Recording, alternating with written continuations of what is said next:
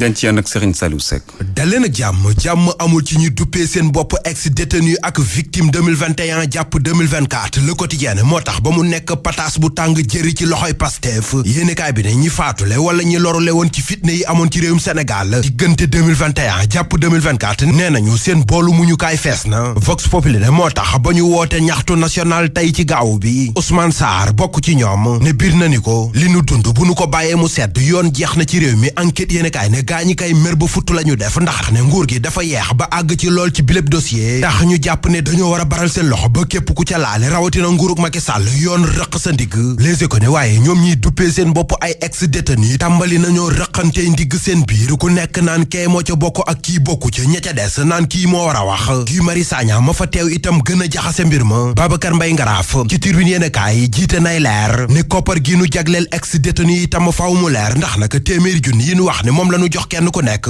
ak téeméer ak juróom-benn fukki millions yanu wax ne moo ca yokku kenn waru ko nëpp-nëppal rawatina nag nguur gu jóg ne dañoo war a jubal jubbanti su aane lu ci mën di am daal ex détenu Pastef yi seen ndaje mi nu woote woon ci xuloo seen biir la mujjee ndax seen marche bi lañ fa doon waxtaane amit ñeneen ñu jóg ku nekk di wane ne yaa gën a nekk victime ñii ne dañoo deele ñii ni dañoo lorule ña ca des ne dañoo demoon kaso di rakki bàmmeel bi ngay toog foog ni àdduna bi dafa tukki fekk booba sa bos rek a làqu ndax jant ba ñu la làq Farba Ngom mi nu làq jant bi l'observateur nee na la contre expertise médico-légale ba wax moo di ne wér-gi-yaramam mayatu ko muy des ca kaso ba lu ko mooy manees na koo xëy fekk maara day taali waralit ba ay avocat moo dugal beneen càkkute fukk bàyyib négandiku moom Farba Ngom nag ci léexoorub xaalis bu bari la ko CENTIF tuddoon CENTIF boobee moo tudd directeur général 1xBet ci mbuxum journal L'Info ne lu jege ñeenti milliards lan ne moom Mouhamadou Dieng loxom setu ca journal L'As ne Macky Dieng xBet doon def CENTIF feeñal na ko li feeñ ci jàpp porte-parole MFDC jéggi na dayo réew mi quotidien moo waral ba tuuma yu rëy di ko xaar libération yéenekaay ne Amidou Djiba mi wax ne moo yore kàdduk MFDC gi bokk ci branche bu Mangukoro inculpé nañ ko def ko mandat dépôt ba yóbbu ko kaso ñu koy toppee yëngal nguur complot état bi fi nekk dugal fitna ci réew mi ba ci yeneen i tuuma yoo xam ne bu ci gën a diis sa morom nga ni bii la taxawu Pastef ak Barthélémy Dias ku nekk yaa ngay tuumal sa morom Walf Quotidien lépp a ngi xew gannaaw bi maire bu Dakar tàbbee ci loxoy Abbas Fall ci Vox Populi Barthélémy Dias ne dëpp katu kees ko dóorkatu marte yi yàlla dina ko àtteeg ñoom kan mooy àtte gone yeek mag yi fare ci PS Sud du Quotidien ndaw ya ca parti socialiste ñoo porté plainte Aminata Mbengue Ndiaye ndax ne dafa toog ca bopp PS lànk ne du def congrès ngir ñu xool ku ko fa wóotu El Amat Thiam di ku xelam màcc jëm ci wàll wi ci biir yéenekaay bi ne bu ñu demee ca kanamu yoon fekk ne tuuma bi gone yi wax dëgg la